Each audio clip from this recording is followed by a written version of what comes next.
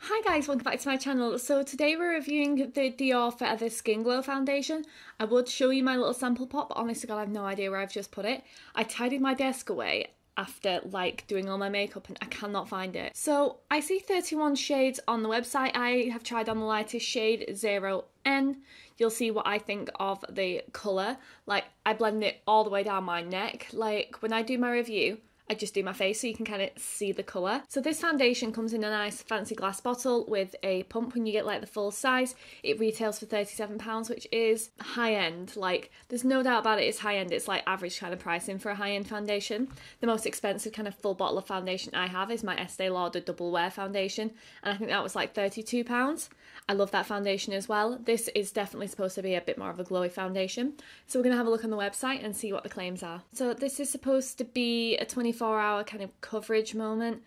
It remains flawless, radiant and even. The skin appears plumped and is textured tightened. Not sure what that means. Perhaps it helps with a ring. From morning to night, the perfect water-oil balance delivers a naturally vibrant, shine-free glow. The skin is protected from exterior aggressors and UV and UVB rays with SPF 35.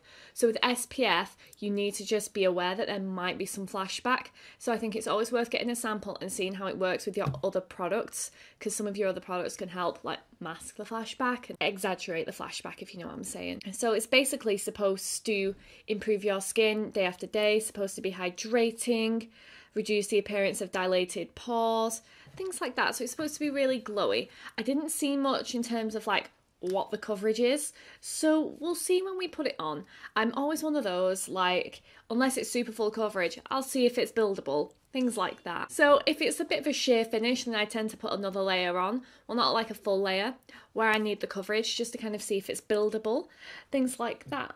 But I'm excited to try this foundation with you guys, and hopefully this video goes up much easier than the others have. But if you like this video, then please give it a thumbs up and subscribe to my channel before you leave. And if you press that notification bell, you'll be notified every time I upload. So if you want to see what I think of the Dior Forever Skin Glow Foundation, then please keep on watching. Morning guys, it is super early, so I may sound exhausted. I always find, right, when I do these videos, that I sound super exhausted just putting the makeup on part, and then once my makeup's on I sound more awake. So you guys know we're doing the Dior Forever Skin Foundation review today. Really like the Dior Forever foundation, so I have high hopes for this.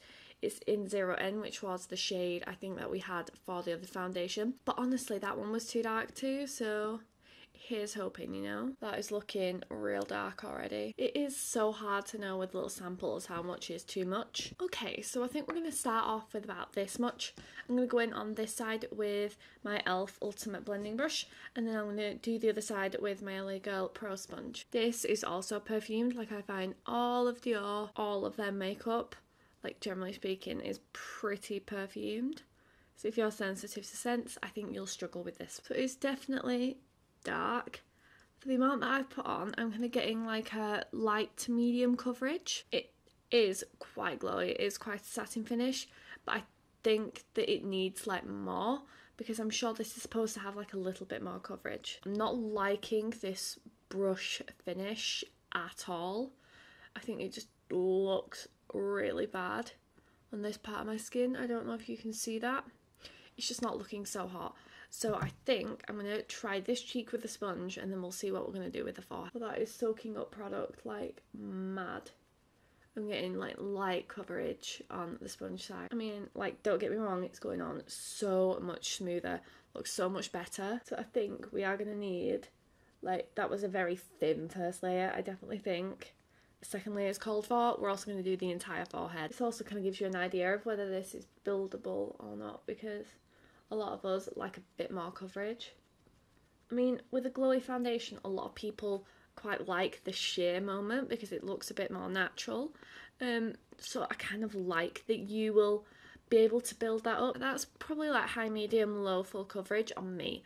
I think if you have say acne or scarring, I think this would be a medium coverage. I don't think it would cover it.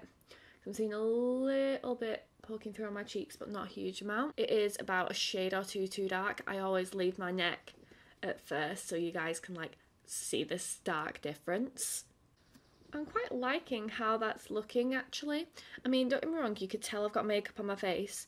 This isn't like the most natural look I've ever seen. But it does look pretty good. Like, I love that glow. It is so pretty. But anyway, I'm going to put the rest of my makeup on and we'll be right back. So I put the rest of my makeup on. It was all pretty basic just because I'm travelling back. I don't need like loads on. As always, I will link the products down below in the description box. I'm quite liking this foundation, to be honest. It is nice and glowy on the forehead. I mean, I'm not sure, to be honest, about like how the colour is because I don't know if it's going to start looking a little bit patchy. Feels a little bit dry. Otherwise, it looks pretty good. I think it looks a little makeupy on my cheeks where I put like extra products on top. I think that's to do with the second layer. I think a little bit of a thicker first layer may work a little bit better. I will give that a go. I always try and use up my samples, you know, especially if I like it. It is looking pretty good so far. I am pretty happy with it. We'll see how it lasts though. Like, I don't know if the glowy foundations, to be honest, last quite as long to me as the other foundations, and like lasting power matters a lot. The Dior Forever foundation lasted really well on me, looked beautiful all day. So we will see. I will do check-ins today. Who knows where they'll be, what they'll look like, if I will have my microphone for that. Alright, so I'll see you for the rest of the day. Hi guys, so I've had this foundation on for about 5.5 hours now. We've finally got to my mum's, which is why the background and everything looks different. I've had a look at the foundation in the mirror and it looks a lot less glowy to me. Like, it looks so much more matte. Like, especially on my forehead, you can see like it doesn't cling to any of my dry patches. It's not any darker or anything like that. It has settled into this smile line like I expected it would. It's always much deeper than this smile line.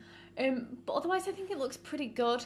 I don't think it looks better than like the Dior Forever. I would opt for that over this because this is mattified anyway.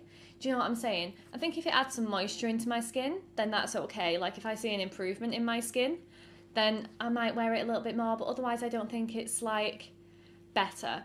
I think it's good and I think it's lasting well, but I think we'll have to see how it wears at like the 10-hour point or so, because if it's getting matte now, I don't want it to look dry later. Do you know what I'm saying?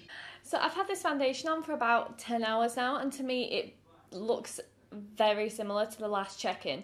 I wouldn't say it looks like the same as when we first applied it, just because it's not really glowy anymore. I don't see any dry patches emphasised. It still looks really good. To me, it looks very similar to the finish of the Dior Forever foundation, like right at the end. I wouldn't say one's better than the other. And I actually really like both of them. I don't know which I would buy. I think they're very much the same. I think maybe because of my dry skin, it kind of soaked in a little bit more. So I'd say for like maybe oilier skinned gals, go for the Dior Forever. I think perhaps then for you drier skin gals, if you want some of that moisture like back into your skin, then I would say go for this one. If you like this video, then please give it a thumbs up and subscribe to my channel before you leave. And if you press that notification bell, you'll be notified every time I upload. Thank you for watching.